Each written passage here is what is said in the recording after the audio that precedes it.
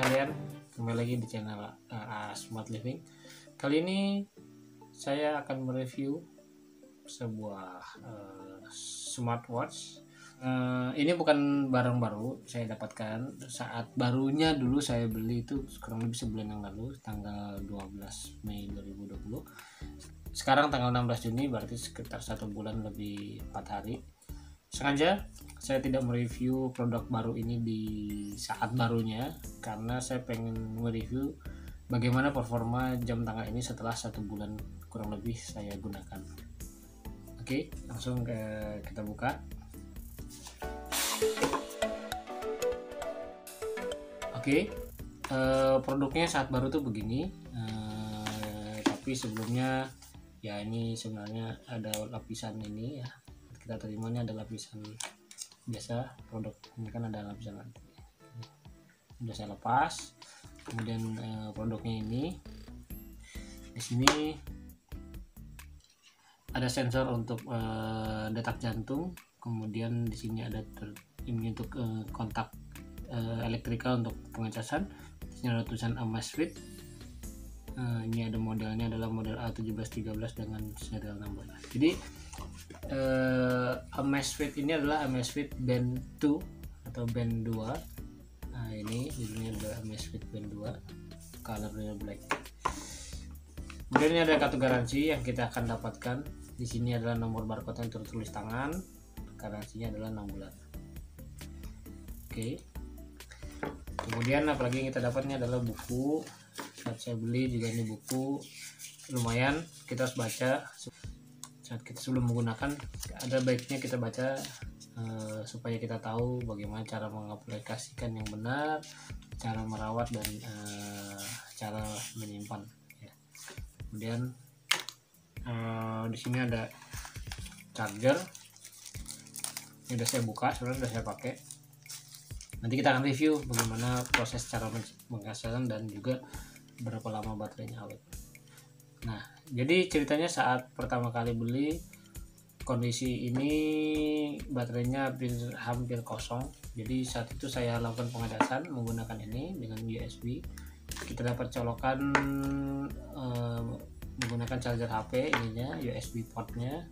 Kemudian ini adalah konektornya. Nah, konektor ini ada magnetnya, jadi kita nggak akan khawatir bahwa ini akan terbalik, karena kalau dia posisi terbalik tidak akan menempel di jamnya. Nah, ini posisi terbalik berarti dia tidak akan menempel. Nah, kalau kita berarti kita harus gini. Jadi dengan diletakkan begini saja dia akan langsung nempel ngecas. Nah, ini pasti sudah pas posisinya.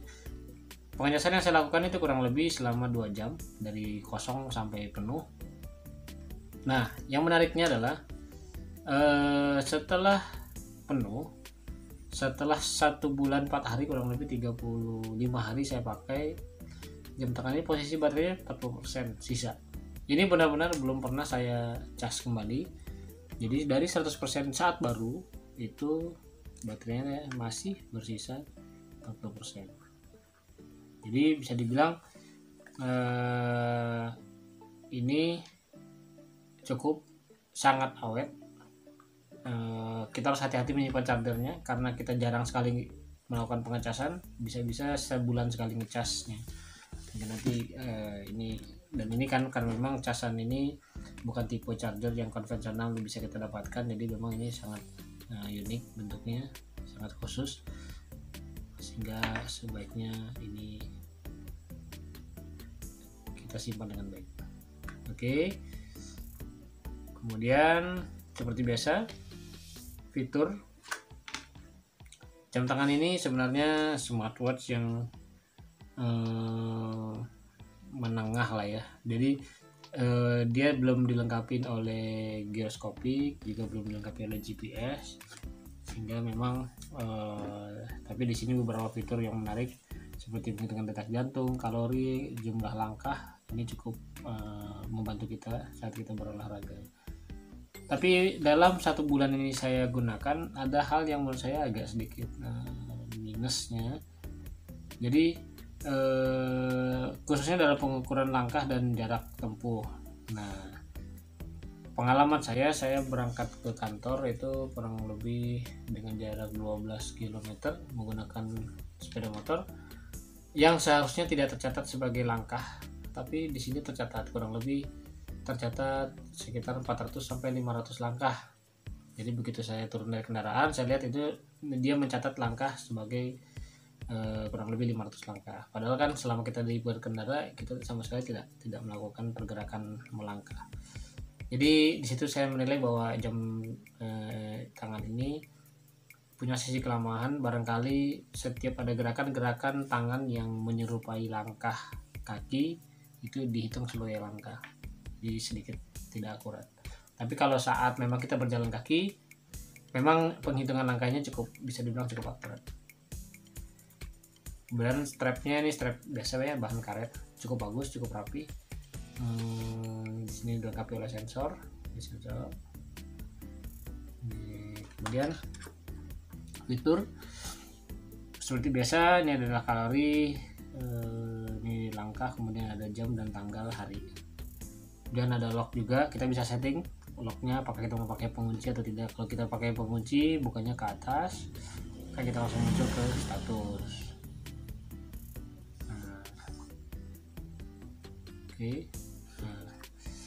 Kita masuk ke notification. Nah, notification ini adalah jika ini bisa digunakan jika kita koneksikan dengan smartphone kita. Nanti bisa simak video ini ya, kita akan lihat gimana cara melakukan koneksi antara smartphone dengan smartwatch. Kemudian lockout, ini kita laksanakan pergerakan yang kita hitung. Kemudian weather.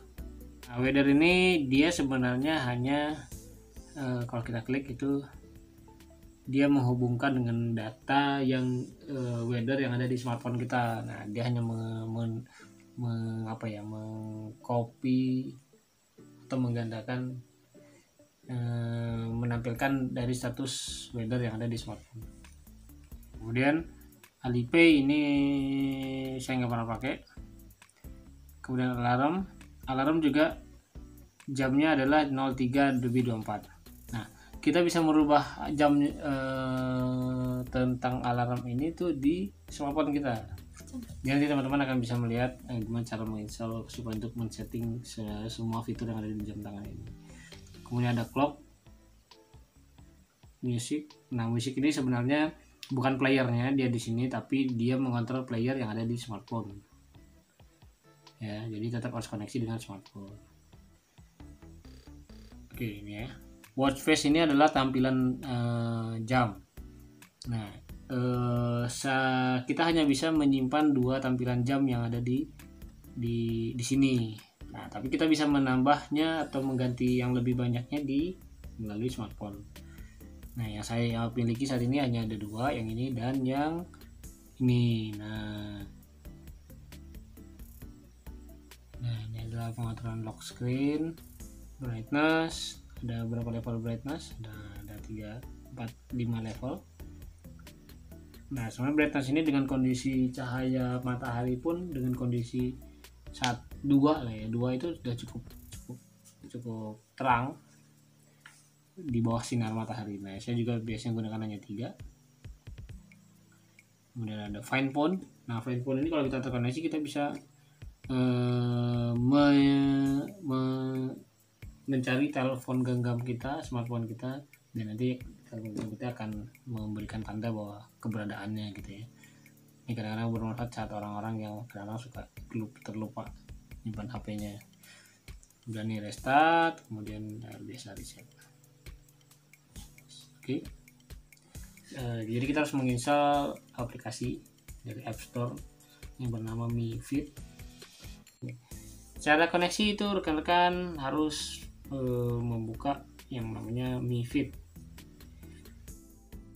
Kemudian dari Mi Fit ini terkoneksinya menggunakan Bluetooth. Kemudian saat pairing tuh dia akan melakukan sinkronis data. Kalau yang pertama kali nanti dia akan kita akan mencoba seperti kita koneksi Bluetooth dengan device yang baru lah seperti biasa.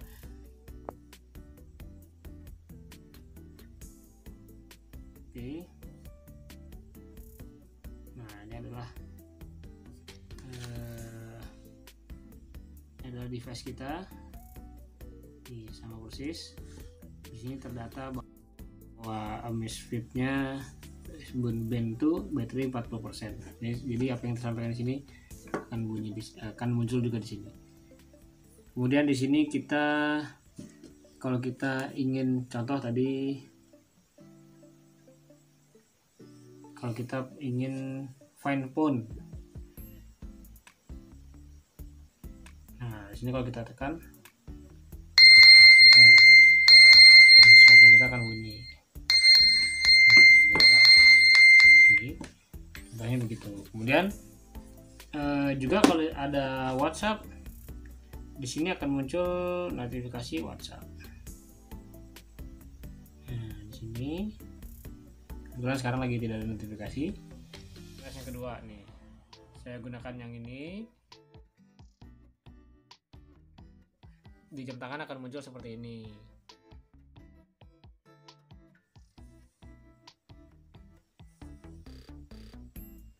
Nah, dia akan berubah seperti ini. Dan nah, dua watch face yang terakhir kita gunakan, yang merah dan yang biru, ini akan tersimpan di jam tangan. Nah, kita bisa gonta-ganti bolak-balik antara kedua yang tadi. Kemudian ada unlock screen dan lain-lain, ada incoming call. Ini notification sifatnya, hanya notification incoming call. Jadi kalau ada kita koneksi dengan smartphone kita, nanti begitu ada telepon akan masuk. Kemudian ada alarm. Kita bisa merubah alarm tadi. Di sini kita mau aktifkan jam berapa, dia akan muncul seperti ini. Kemudian ada idle alert, app alert, kemudian find band. Kalau kita klik find band, di sini akan nyala dan ada getaran 3 kali. Kemudian discoverable, ini normal. Band location, kita menentukan kita akan menggunakan jam tangan di sebelah mana. Kemudian leave wish to view info. Nah, kalau kita aktifkan ini, maka kayak seperti kita digambar bahwa kita ngangkat tangan, nanti jam tangan kita akan menyala. Kita juga bisa setting bahwa fitur ini kita mau aktifkan dari jam berapa sampai jam berapa. Pertimbangannya adalah bahwa saat kita tidur kita nggak memerlukan fitur ini. Ini akan menghemat baterai. Jadi misal kita aktifkan dari jam 7 sampai jam 10 malam saja, nah jam segitu saja fitur ini akan aktif. Atau kita mau aktifkan sepanjang hari, ya tentunya akan lebih boros baterai. Nah, semua koneksi yang dilakukan terhubung dengan smartphone ini akan mengakibatkan penggunaan baterai yang lebih boros dibanding tidak koneksi. Oke. Semua setting ada di sini. Kemudian di sini ada pencatatan sifatnya walkout ya. Semua kegiatan bergerak kita yang tercatat. Misalnya kita bisa set goal kita menginginkan 8.000 langkah sehari, maka di sini akan tercatat bahwa target kita dari 8.000 yang kita dapatkan berapa.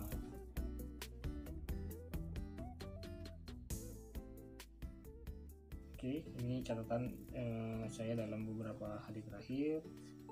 Status sedang walking.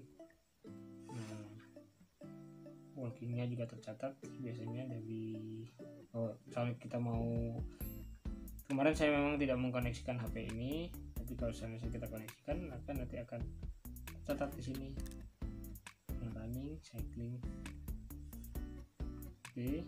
Akan sangat bermanfaat untuk rekan-rekan yang selalu berolahraga aktif. Terakhir review dari saya adalah tentang harga. Jadi harga ini saya beli dengan harga 280.000. Jadi rekan-rekan bisa mendapatkan ini mungkin dengan harga yang variasi dari ya kisaran 270 sampai 350 gitu ya kan. Tergantung wilayah dan penjualnya ya. Tapi kurang lebih segitulah. Oke. Demikian review singkat dari saya. Semoga bermanfaat bagi teman-teman yang sedang mencari smartphone yang bagus tapi nggak terlalu mahal. Ya sebenarnya ini sudah sangat baik, kualitasnya sudah cukup baik, fitur-fiturnya cukup memadai dengan segala kelebihan dan kekurangan yang tadi saya sampaikan. lagi, semoga bermanfaat. Demikian video singkat kali ini. Sampai jumpa dan ikuti terus video-video Smart Living selanjutnya. Bye.